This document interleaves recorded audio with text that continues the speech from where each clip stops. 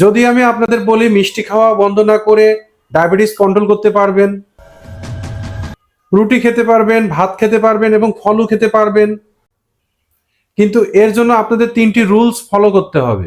আজ আমি আপনাদের এই 3টা রুলসই বলবো, যেটা ফলো করলে আপনার ব্লাড সুগার সবসময় আপনার কন্ট্রোলে থাকবে।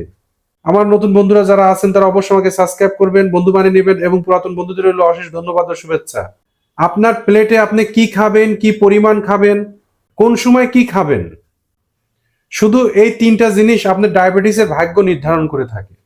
এই 3টা জিনিস আপনারা ভালো করে বুঝে নিন, তাহলে সুগার কখনো আপনাদের কষ্ট দিবে না। ডায়াবেটিস হলে এটা জানা খুবই জরুরি যে কি খাবো না, কিন্তু এর চেয়েও বেশি জরুরি কি খাবো, কিভাবে খাবো। কিন্তু আমাদের প্লেট থেকে খাবারটা সরিয়ে রাখবো না, শুধু ব্যালেন্স করে খাবো। তাহলে চলুন সর্বপ্রথমে শুরু করি rule number 1, plate and portion. Rule number 1-এ আমরা আলোচনা করব কি খাবো আর কতটুকু বা খাবো।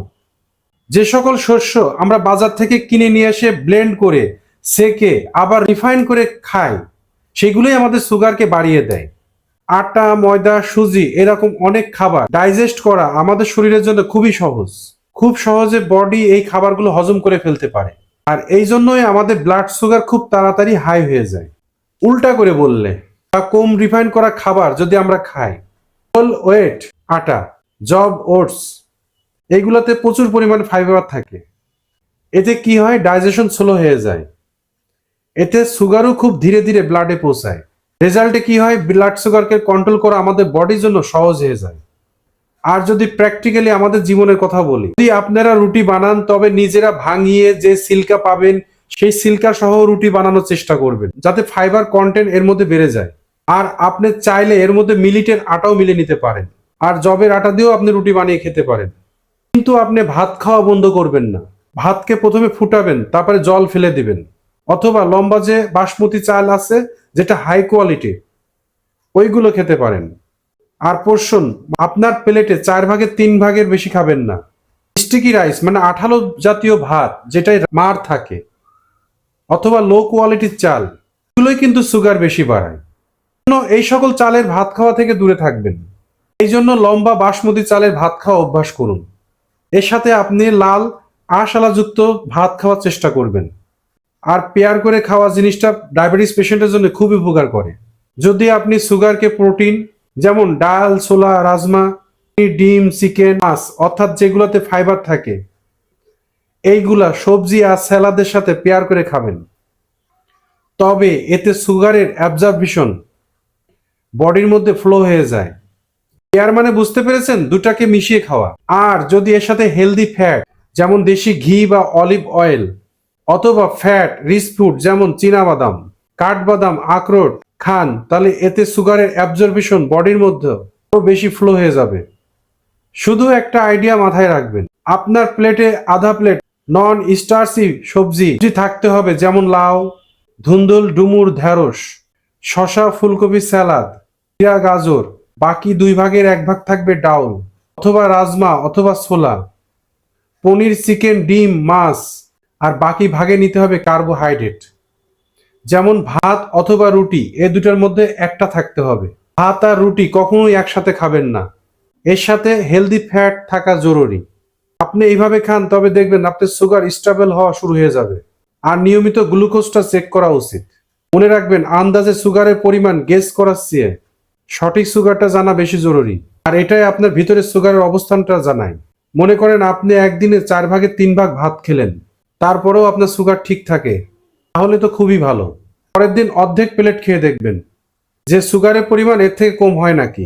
কিছুই লিখে রাখবেন যাতে আপনার জানা থাকে কোন জিনিস কতটুকু খেতে হবে, আর আপনার বডি কোন জিনিস কতটুকু খেলে কেমন রিয়াক্ট করে। তাহলে রুল নাম্বার 1-এর সারাংশ হলো, রিফাইন জিনিস যতটা কম খাওয়া যায় ততটাই আপনার শরীরের জন্য ভালো। আর পেয়ারিং করে এবং সঠিক পোর্শনে খেলে এটা আপনার জন্য আরো ভালো। বন্ধুরা, যদি আপনার ডায়াবেটিস থেকে থাকে তাহলে চিনি খাওয়া একবারেই বন্ধ করে দিন। সুগার নিয়মিত চেক করতে হবে বিফোর আর আফটার মিল। বিফোর আর আফটার মিল লিখে রাখবেন, তাহলে দেখবেন আপনার ডায়াবেটিস আস্তে আস্তে নর্মাল হয়ে যাচ্ছে। রুল নাম্বার 2, এখানে আমি বলবো এক্সাক্ট পোর্শন। প্রতিদিন আপনি কি খেতে পারবেন সে সম্পর্কে আমি এখন বলবো। এখন আমি 2 নাম্বার যেটা বলবো সব থেকে কাজের জিনিস, carbohydrate budget plus timing. Simply বললে অর্থমন্ত্রী যেভাবে বাজেট করে কতটুকু খরচ করতে হবে। এই রকমই কার্বোহাইড্রেট মিল্ক অনুযায়ী বাজেট, যেখানে আমরা রুটি আর ভাতকে বন্ধ করছি না। রুটি আর ভাতকে আপনি সরাসরি সঠিক পরিমাণে যুক্ত করবেন। বেশিরভাগ লোক আমাকে মাঝে মাঝে প্রশ্ন করে একদিনে কতটুকু কার্বোহাইড্রেট খেতে পারবো। আর আপনি যদি মহিলা হন তবে আপনার প্রতিবেলার খাবারে 30 থেকে 45 গ্রাম কার্বোহাইড্রেট নিতে পারবেন। আর যদি আপনি পুরুষ হন তাহলে প্রতিবেলায় খাবারে 45 থেকে 60 গ্রাম কার্বোহাইড্রেট আপনি নিতে পারবেন।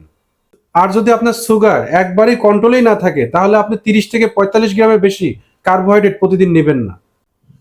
সুগারকে প্রতিদিন খাবার পরে মনিটরিং করবেন এবং দেখবেন আপনি প্রতিবেলা খাবার পরে কত সুগার যাচ্ছে। এই হিসাবে আপনি কার্বোহাইড্রেটের পরিমাণ কম বা বেশি করতে পারবেন। আর যদি আপনি কোনো পরিমাণ বুঝতেই না পারেন তাহলে কোন খাবারে কতটুকু কার্বোহাইড্রেট পাওয়া যায়, এর বেসিক জিনিস আজ আমি আপনাদের জানিয়ে দিচ্ছি। আপনি নোট করে নেন, কারণ এটা খুবই ইম্পর্টেন্ট ইনফরমেশন।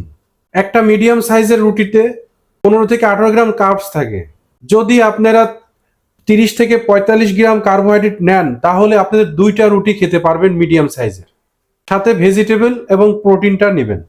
যদি ভাত খান তবে আধা কাপ রান্না ভাতে 20 থেকে 25 গ্রাম কার্বস থাকে। 4 ভাগের 3 ভাগ কাপে আনুমানিক 30 থেকে 35 গ্রাম কার্বস থাকে। আর 1 বোল রান্না করা ওটসে 25 থেকে 30 গ্রাম কার্বোহাইড্রেট থাকে।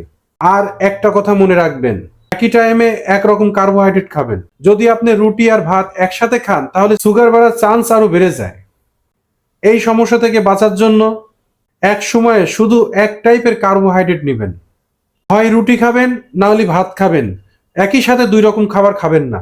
এর সাথে ভেজিটেবল এবং প্রোটিনের দিকেও নজর দিবেন। আচ্ছা, এ তো হলো খাবারের কথা। এখন যদি ফলের কথা বলি, তবে কিভাবে খেতে হবে, এটাকে আমরা ডায়েটে কিভাবে ফিট করব। শুধু ডায়াবেটিস রোগীরা ফলকে আলাদাভাবে খাবেন না, যদিও আয়ুর্বেদ এরকম করতে মানা করে। যদি আপনি ডায়াবেটিস পেশেন্ট হন তবে আপনাকে এইভাবেই খেতে হবে। আর হ্যাঁ, আপনি আপনার খাবারের পরে যদি কোনো ফ্রুটস খান তাহলে রুটি আর ভাতের পরিমাণ অবশ্যই কম করে দিবেন। এর ফলে ফ্রুটসে থাকা কার্বোহাইড্রেট ওটা ব্যালেন্স হয়ে যায়। আর জুস আর শেক একবারই খাবেন না। আর একটা ছোট ট্রিক্স এই যে, আপনার খাবার খাওয়ার সময় কার্বোহাইড্রেট সব থেকে লাস্টে খাবেন। আর শুরুতে নয়, প্রথমে ভেজিটেবল খাবেন, তারপরে প্রোটিন খাবেন, আর সর্বশেষ কার্বোহাইড্রেট খাবেন। কারণ এতে সুগার একবারই স্পাইক করে না। খাবার খাওয়ার পরে কিছুক্ষণ পরে অবশ্যই 15 মিনিট হাঁটাহাঁটি করবেন। এটা পোস্ট মিল সুগার স্পাইককে কম করে দেয়। আর এক জিনিস সবসময় মনে রাখবেন, যদি আপনি ইনসুলিন নেন অথবা সুগারের ওষুধ খান তাহলে কার্বোহাইড্রেট কম খেলে লো সুগার হওয়ার যে রিস্ক থাকে ওটা বেড়ে যায়। এই জন্য আপনি ডাক্তারের সাথে পরামর্শ করে কার্বোহাইড্রেটটা কম করবেন, স্পেশালি যদি আপনি ইনসুলিন নেন। তো চলুন আমি আজকে আপনার 3টি আলাদা আলাদা অপশন দিচ্ছি, এটা আপনি সবসময় ইউজ করতে পারবেন। অপশন এ, 2টা রুটি সাথে 1 বোল ডাল আর 1টি বড় বাটি সবজি আর salad. Option B, half cup অথবা 4 ভাগের 3 ভাগ বাসমতি রাইস, অথবা একবার ভাতটা ফুটিয়ে জলটা ফেলে দিয়ে খায় সেই ভাত, সাথে 1 বাটি ডাল আর 1 বাটি বড় সবজি। অপশন সি, 1 বাটি ওটস সাথে 1 বাটি ডাল আর 1 বড় বাটি সবজি। এই 3 অপশনের মধ্য থেকে যে কোনো একটি অপশন আপনি বেছে নিন, আপনার হিসাবে জিনিস অ্যাড করতে পারবেন। রুল নাম্বার 3, এখানে জানবেন প্রতিবেলায় খাবারের সাথে কতটুকু পরিমাণ প্রোটিন নিতে হবে। রোগীদের জন্য এটা জানা জরুরি, কারণ ডায়াবেটিস রোগীরা পোর্শনকে সবসময় আন্ডার এস্টিমেট করে থাকে। কিন্তু এই জিনিস আপনার পোস্ট মিল স্পাইককে কন্ট্রোল করতে সহায়তা করে। প্রোটিন পেটকে অনেকক্ষণ পর্যন্ত ভরা রাখে, এটাতে ডাইজেশনও স্লো হয়, এটা মাংসপেশিকেও প্রোটেক্ট করে। আর আপনি কি জানেন, মাংসপেশি যত স্ট্রং হয় গ্লুকোজকে তত ভালোভাবে ইউজ করতে পারবো। একজন সাধারণ মানুষের একদিনে 1 থেকে 1.2 gram protein per kilo body weight হিসাবে মিনিমাম নিতে হবে। ধরুন আপনার ওজন 60 কেজি, মানে আপনার ওজন যদি 60 কেজি হয় আপনাকে কমপক্ষে প্রতিদিন 60 থেকে 72 গ্রাম প্রোটিন নিতে হবে। আর এটা খাবার বেস্ট উপায় হলো এটাকে আপনি আপনার 3 বেলা খাবারে 3 ভাগে ভাগ করে দেন। এই ক্যালকুলেট কিভাবে করবেন তা নির্ভর করে কতখানি প্রোটিন আপনি প্রতিদিন খাচ্ছেন তার উপরে। তাই এর জন্য আপনি নোট করে নিন, একটা ডিমে 6 গ্রাম প্রোটিন থাকে, 100 গ্রাম পনিরে 18 থেকে 20 গ্রাম প্রোটিন থাকে, 100 গ্রাম চিকেনে 25 থেকে 27 গ্রাম প্রোটিন থাকে, 100 গ্রাম মাছে 20 থেকে 22 গ্রাম প্রোটিন থাকে। এক বাটি ডালে 8 থেকে 10 গ্রাম প্রোটিন থাকে, আর এক বাটি রাজমাতে 10 থেকে 12 গ্রাম প্রোটিন পাওয়া যায়। তাহলে তো আপনার হালকা হালকা একটা আইডিয়া হয়েই গেল সারাদিন কতখানি প্রোটিন নিতে হবে। আজকে এই পর্যন্ত বন্ধুরা। হাসতে থাকুন, খুশি থাকুন এবং প্রতিদিন নতুন কিছু শিখুন।